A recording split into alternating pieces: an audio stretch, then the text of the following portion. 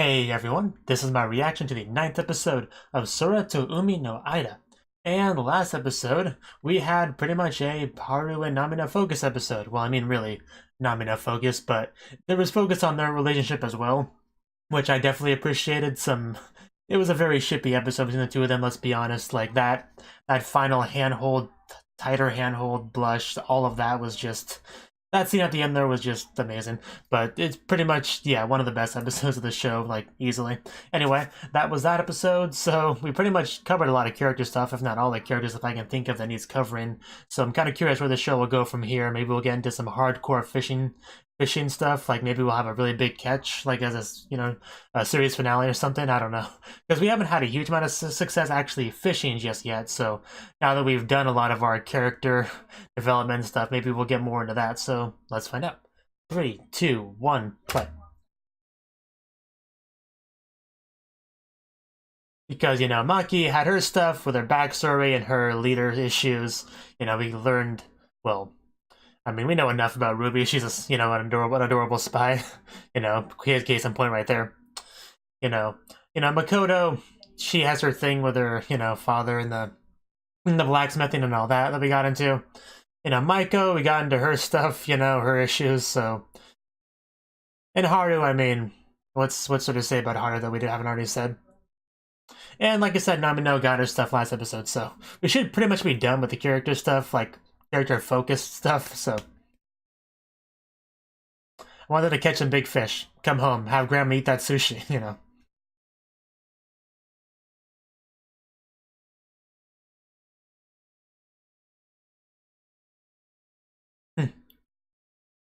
But yeah, poor Haru. She did not get the screen time she was hoping for in that video. In that, television thing that they were doing.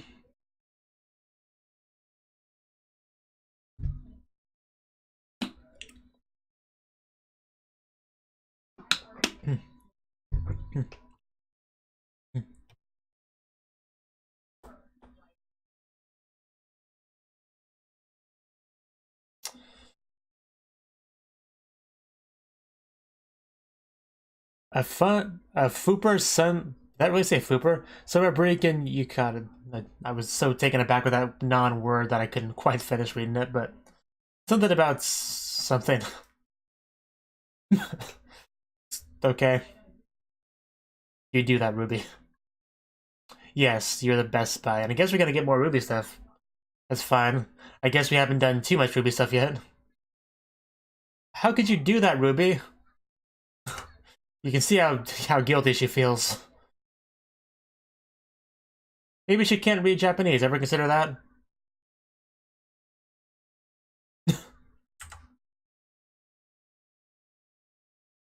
Is Namino gonna yell at her next? What was that?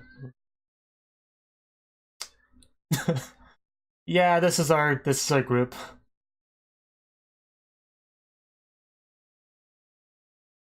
I guess they're really just gonna be a straight up summer break episode. Maybe everyone will go do their own thing. Yes, you can come visit my house. It is quite a long trip. Well, then don't.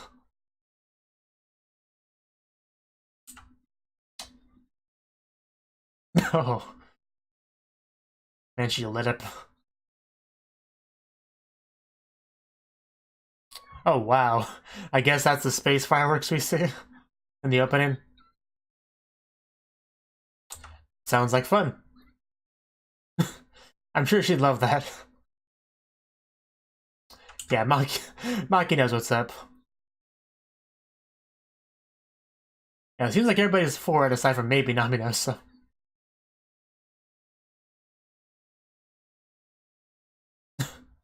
Yeah, I think she's in agreement too.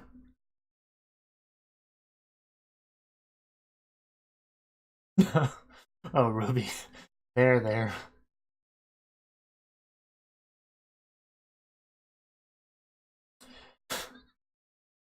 Yeah, I'm sure Haru would never do any of that.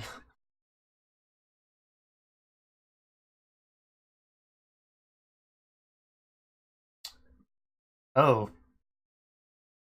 Karaoke, that sounds like it could be a lot of fun. How many of our girls can sing? Oh. Well, that took a nosedive. Yeah, Ruby would be up for it, right? Surely Ruby would.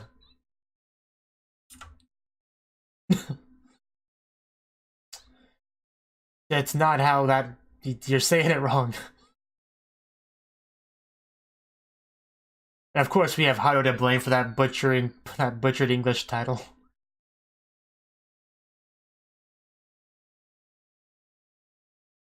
And here we are. It's about what I expected. If I'm being honest. Although the non-surprised look on her face was Namino, of course. Because this is her place. Because she has her own grandmother. Those legs. Yeah, it's very traditional Japanese household here. Which is cool.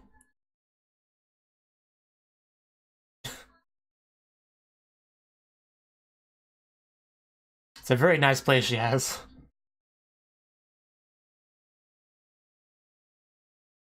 Do we have to?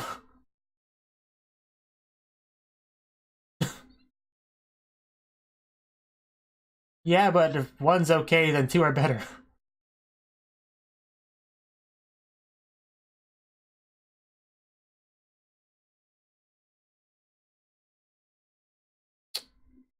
Somebody's already here. She doesn't seem too happy. Yeah, of course, here we go.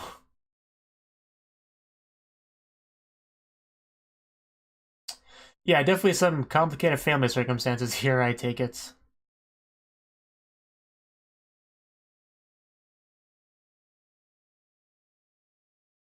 Uh, just me, or does Maki look a little bit weird there? I don't know. But yeah, I think maybe I jumped the gun thinking this would be more Ruby stuff. It seems to be more Namino stuff, if anything. Nice.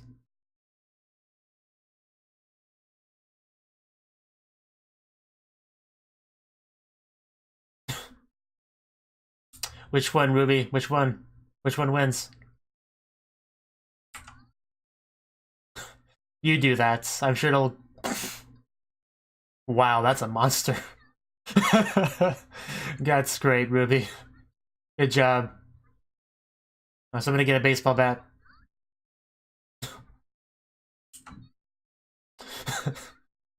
That was great. May not be as traditional as maybe yours, but it's fine.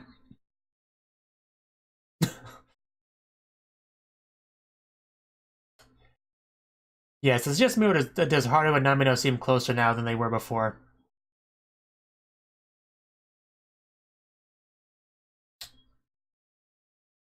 So who sleeps with who? Why? That's not nice. Oh. That just adds to the fun of it. Don't be such a spoil sport.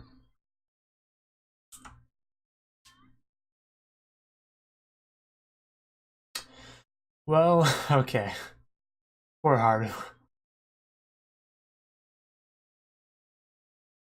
are we gonna see her toss and turn? Or not even asleep yet? Oh, what was that? I saw some finger movements under that blanket, Ruby. What are you up to in the middle of the night?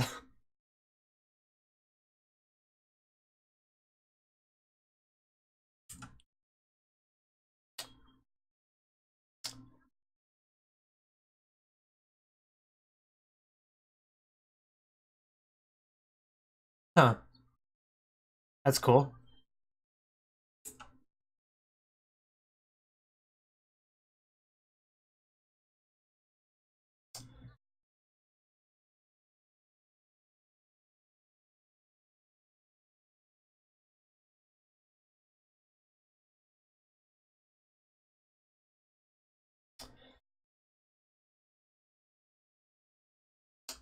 Clearly.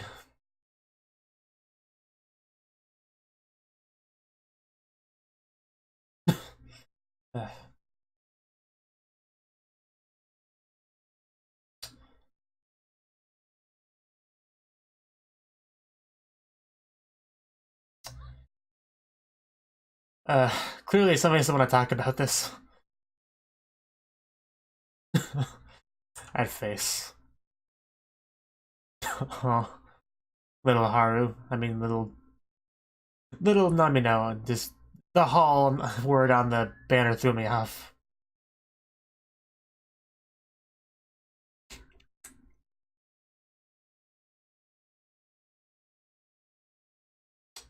Oh, stuff. I always love stuff.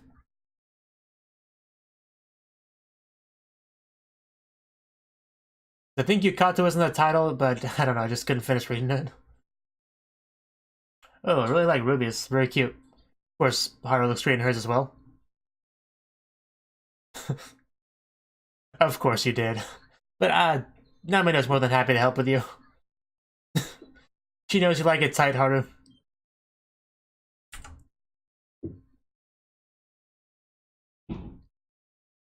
Don't drop that, Ruby.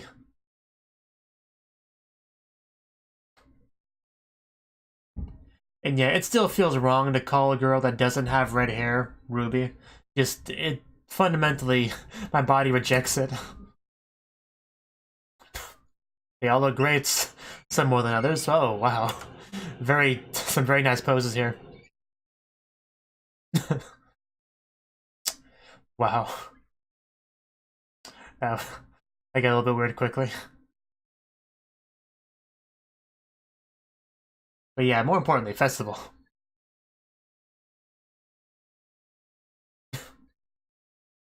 Some people are excited. Sure. Come on, how good are you at shooting? Not great. What about you, Haru? You got this? Ah, you missed too. Come on, Namino's probably gonna wreck it, right? Wow, you guys suck. Oh, there we go. I love that look she gave Haru, though. Yeah, a bit of a festival montage.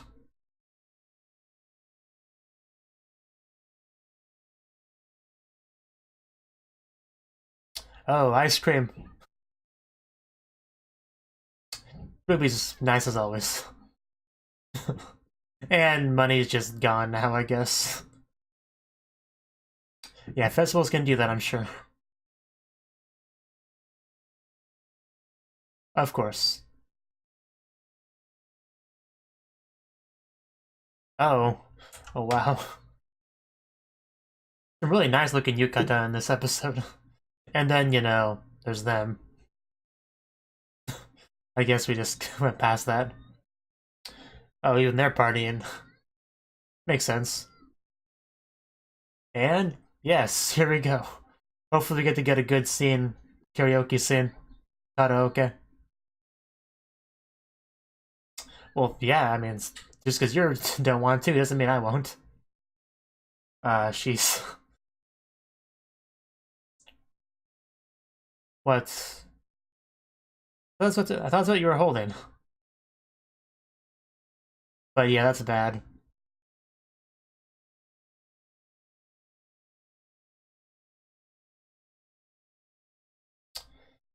Well, that's bad. I guess we have a side quest now.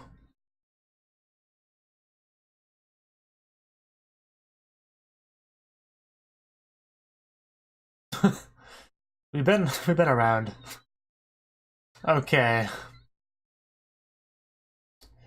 I don't know exactly where we even start with this.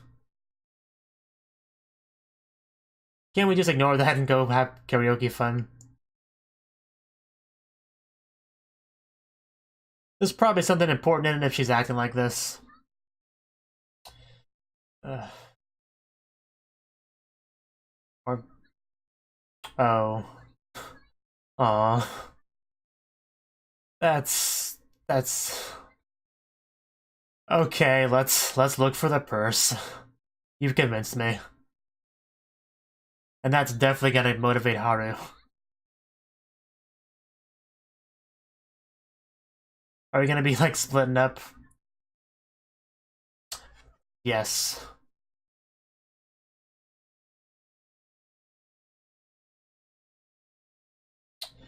Well, hopefully we find it.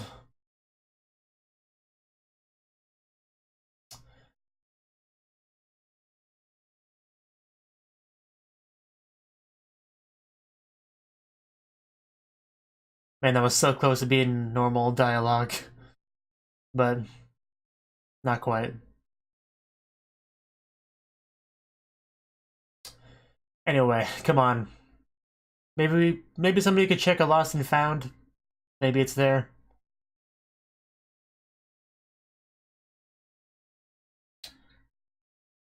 It's a nice bow. Well, they might know it, but I'm less likely to have known it. For several reasons.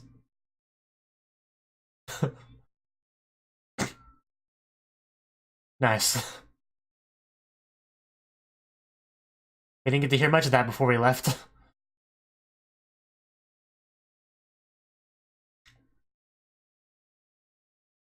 Oh, yeah, so somebody checked. It's okay, Ruby, I'm sure we'll find it. It's okay. Just don't lose faith.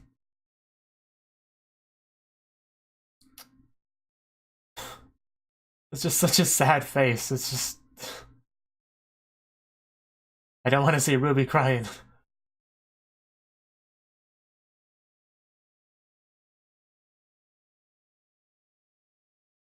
Yeah, that is also a... It's always karaoke time. Maybe... I kinda wanted to listen to all of that, but...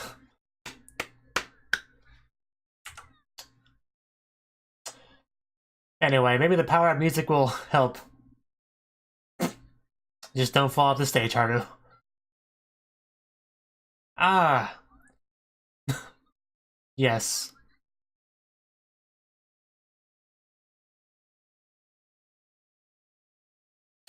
Yes, you are.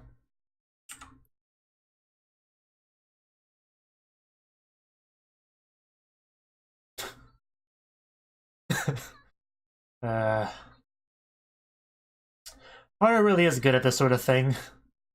Public speaking.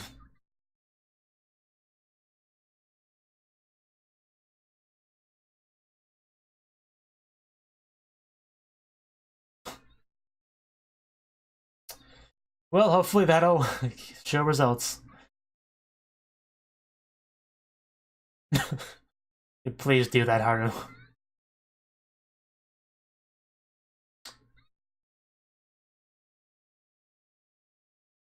Okay. Are they gonna sing the opening, really? Wow. Title drop. But yes, come on, Ruby, you can sing. It'll all be fine. Uh-huh. Singing that while looking at her, just great. Oh. Uh... Uh... I don't know why that almost made me tear up, but that was great.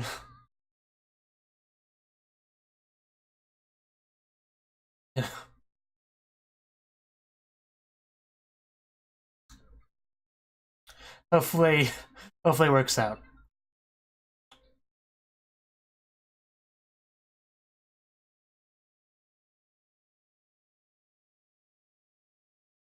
Wow, even the evilest looking guy in the show's there. Maiko just like, calm down, Nami, no. Just take the help.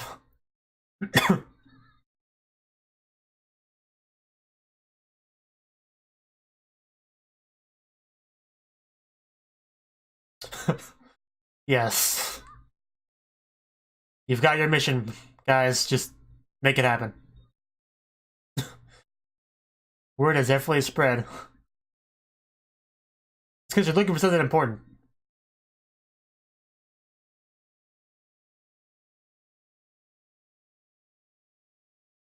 Yes, everyone's looking for it. You're technically a deity. Yeah, that part probably wasn't necessary. Well, to be more open-minded. Oh, well, there you go. It's right there. It's over there. Just look in the opposite direction that you're currently looking in. Well, you can grab it and take it to them, right? Or whoever this is could do it? Is that... Oh, wait, no. Is that... Is that who I think it is? Because that would be quite something. I don't want to jump to conclusions if I'm wrong, though. Yes. Yes, that's the Ruby that I want to see. Yes, I'm glad it worked out. I was sure it would, but still. Everybody got so invested in this. And to celebrate, there's our fireworks, our beautiful fireworks. That can apparently be seen in outer space.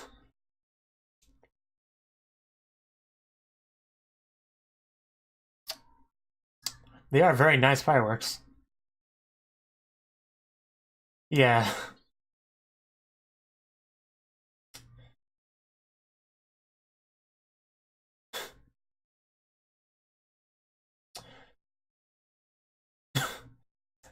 Was that the only reason or just part of the reason, though?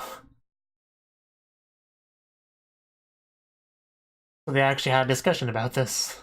I guess in the end it was kind of a Ruby episode, maybe it was right at first. That's why she has the best yukata.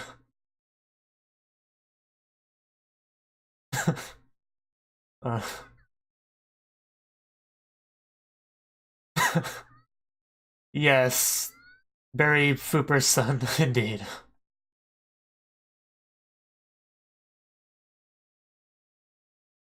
Oh, Ruby. Meanwhile, back in space. Well, not meanwhile, it's afterwards, but you know what I mean.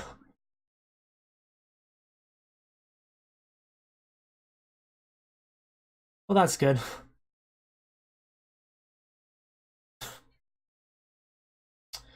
Yeah. I'm sure.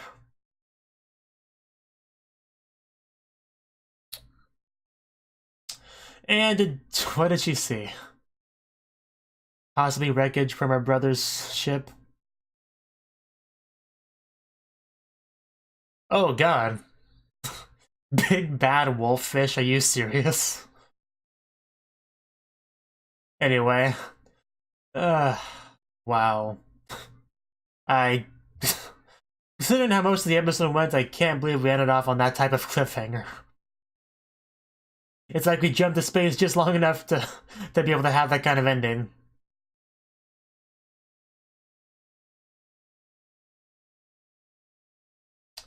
I'm pretty sure that qualifies as bad writing, but whatever.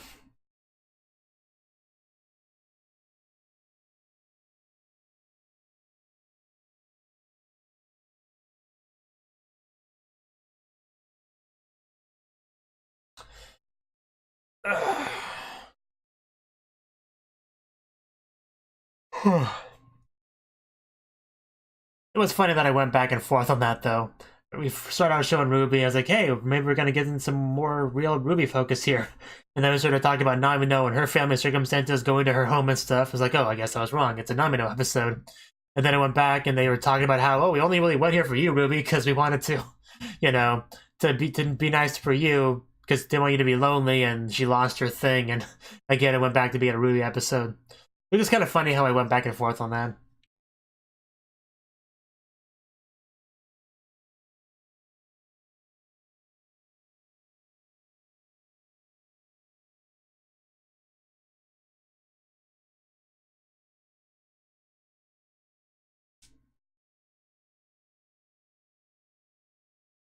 Records and Remembrance. Okay, that was the 9th episode of Sora to Umi no Aida. And this episode, things were Fooper Sun, it seems like. And basically what that means is it's summer break time, time to go out and have fun.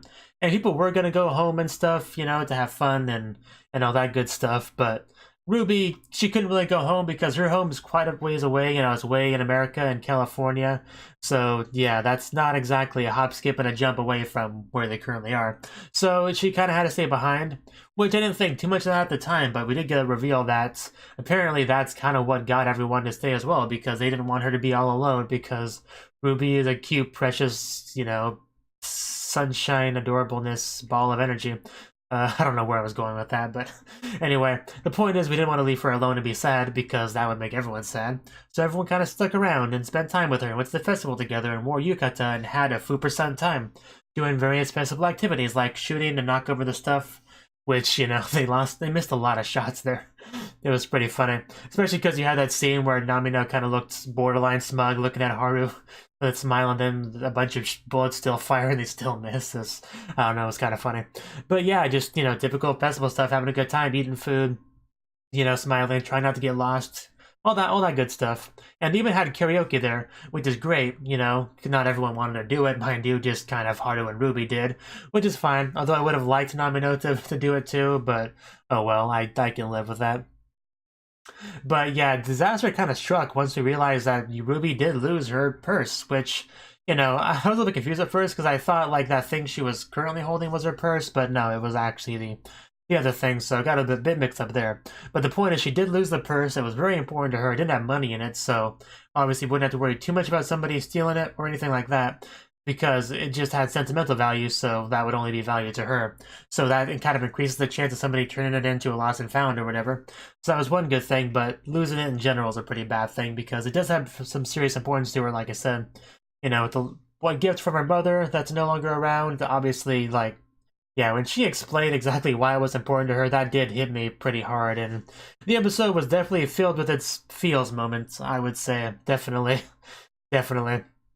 But yeah, she definitely inspired everyone to look for, especially Haru. Like, once she heard, you know, the backstory on it, there was no doubt in my mind she was going to try her hardest to find it, and she definitely did. Even when we went to go to the karaoke stuff, because we had already signed up for it, you know, we're going to go do it, Haru made sure to utilize that to the best of her abilities to try to get everyone on board with searching for it, getting the message out there, which definitely seems to have helped.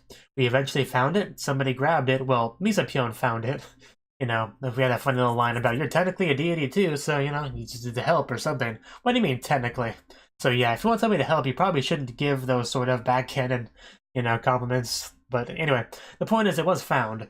And who found it? Well, they were being a little bit vague and mysterious about that.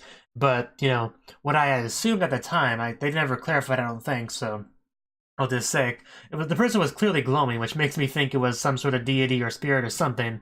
And my mind went to that, you know, that's the spirit of Ruby's mother that found it for her, because she would have that sort of connection with it, because that's just, you know, how it goes. I know a lot of Japanese mythology has that sort of stuff, you know, like what's it called, Tsukogami or whatever, you know, the sort of thing where objects can, you know, if they're old enough, they have a certain amount of they become more spiritual over time. Like you know, basically spiritual connections to objects is the point I'm trying to say. That's kind of a Japanese mythology thing, and that's kind of what I may have had something to do with that. If it was such an important item that was given to her by her mother, then she would be able to find it more easily than anyone else. That's kind of what my train of thought was, at least. I could be completely wrong about all of that, but, you know, the reactions are all about just giving my thoughts on it, and those are my thoughts on it. So the point is she did get it back, though, which is great, because, like, she was so sad and crying, and it was really, really rough to see her like that. But when she finally got it, man, she just lit up, and that smile and everything was just, yeah, that made it all worthwhile. Like, I would have been okay with searching for that thing for hours if it meant that I got to see that face on her when it was finally returned to her. So yeah, I'd say job well done in that regard. And we got a little bit of singing from them on the karaoke stage, which was great. I mean, Haru, like, when she started to sing and she started to sing the lines, you know, singing the opening, which is, you know, pretty classic thing. Some people might call it cliche, but I always love it when characters sing the opening or ED or whatever in the show. Anyway, the way she was singing it and looking at, you know, Ruby with the one eye closed, like, I don't know, just that really just, I love that scene a lot. It just really resonated with me. Just really could feel Haru trying to, you know, cheer up Ruby and all that. Just the feelings definitely got across. That's to me, at least. So I definitely like that a little bit. But yeah, overall, I'd say it was a pretty good episode for the most part. I wasn't sure we were gonna really get more into Ruby stuff throughout the show, but I guess, you know, it makes sense. But I keep thinking we had a Ruby focus episode, but we kind of didn't. I mean, we had a Ruby introduction episode, which we learned a little bit about her, sure, but not really quite the same as just suddenly giving someone a bit of focus to learn more about them. So it's a little bit different. So I guess it makes sense that we needed something like this. But like I said, Namino, she also got a little bit of focus about her family stuff and some resentment she has towards, her father or whoever that was. So yeah, we might get more into that going forward. We kind of already talked to her about that, at nighttime during our fun little sleepover. So maybe not, but maybe it's just a matter of her coming to terms with it, internally or whatever. But yeah, that was that. And the way the episode ended off, we went to space for like a minute-ish, just long enough to have that, oh my god, she's gonna die type of cliffhanger, which I guess, the writers just wanted that. So it's obviously, it felt more than a little bit contrived to me that we jumped to space just long enough for that. But they're clearly trying to transition into some more Maiko stuff with her. The way she looked at it, I assume that's supposed to be, the wreckage of her brother's ship, her missing brother. That's how I took it. So I guess we're gonna get more into Maiko next episode, if that's anything to go by. Which is, I can't say I'm looking forward to that, but I'll deal with it. This was a pretty good episode for the most part. Anything else really to say on it? Like the one girl singing, that I kind of like that. We didn't get to hear much of it, but it's still, I don't know, I kind of liked it. See, yeah, I think it's really about it. Really, I mean, the purse looks nice. I kind of like the purse's design. See, yeah, just some of those faces on Ruby, man. She was so upset. But yeah, it was a fun sleepover. Kind of would have liked to see some of that. It's a bit more of that, but maybe a pillow fight would have been cool. Maybe some of the King's Game, Truth or Dare, anything like that would have been nice. But I guess we didn't have time for it. Anyway, that was the episode. I'll watch the next one. Thank you for watching, and a special thanks to Cnouki for supporting the channel. If you enjoyed this video, I hope you consider clicking the like button and leaving a comment, because that's a great and easy way to let me know that people want more. If you want to do something big to help the channel, you can support me on Patreon and get nice benefits like early access to certain videos. See you next time.